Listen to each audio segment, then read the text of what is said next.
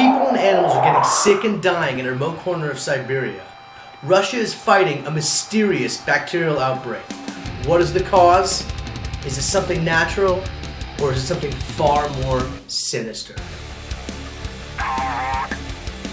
The Russian Emergencies Ministry recently evacuated 238 people, including 132 children, from remote reindeer herders camps above the Arctic Circle.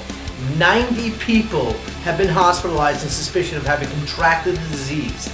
More than 2,000 reindeer have been infected. So what is anthrax? Anthrax is an infection caused by a bacteria. It is spread by contact with the spores of the bacteria, which often come from infected animal products. It can be contracted through breathing, eating, or through an area of broken skin. But there is another source. Anthrax is also easy to create in a laboratory and is extremely durable. Spores of anthrax bacteria can lie dormant for years before entering a living host. There they reactivate and then multiply. These characteristics make anthrax an extremely dangerous bioterrorism weapon. Now, anthrax has been used in bioterrorism and warfare since World War I. More recently, anthrax has been used in bioterrorism attacks in both Japan and here in the United States.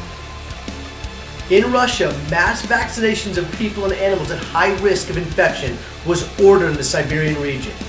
Neighboring regions sent health specialists to speed up the vaccination effort, and all reindeer were vaccinated. The Russian Air Force surveyed the area for the deployment of 30 all-terrain vehicles and all of the necessary supplies for the decontamination mission, and 200 biohazard troops and support personnel. Clearly they took this very seriously. So what caused this outbreak? The official line being put out is almost unbelievable. They claim a heat wave thawed the frozen soil there and uncovered a reindeer carcass infected with anthrax decades ago. Some scientists think this incident could be an example of what climate change may increasingly bring to the surface in the tundra. Anthrax spores can survive in frozen and animal rains for hundreds of years, waiting to be released by the thaw, according to Alexei Kokorov, head of Russia's climate and energy program. Well, maybe. But wait, not so fast. This has all happened before, in 1979, and it turned out to be anything but a natural cause. On April 2nd, 1979, an accident known as the biological Chernobyl took place in the city of Sverdlovsk, about 1,500 kilometers east of Moscow. Residents started feeling ill, headaches turning into fever, then they reported abdominal pain. As the chills and fever became worse, residents began vomiting. The accident now has been described as an explosion, and all the patients died within 3 hours of arrival at hospitals. Of course, the cause of the outbreak was denied by Soviet officials who blamed the deaths on exposure due to the consumption of tainted meat. All medical records of the victims had been removed to avoid revelations of violations of the Biological Weapons Convention.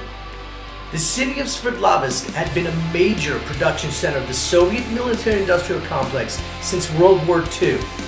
It produced tanks, nuclear rockets, and other armaments. The strain of anthrax produced in military compound 19 near Sverdlovsk was the most powerful in Soviet arsenal, Anthrax 836. The Russian Prime Minister issued a decree to begin demilitarization of compound 19 in 1992. However, the facility continued its work. Not a single journalist has been allowed into the premises since 1992. Let's face it, we have no way of knowing what the Russians are up to concerning biological weapon creation and manufacturing. And they have a history of accidents and cover-ups. We simply don't know. What is even more troubling is our government and military doesn't know either. This is Citizen Rogue signing out.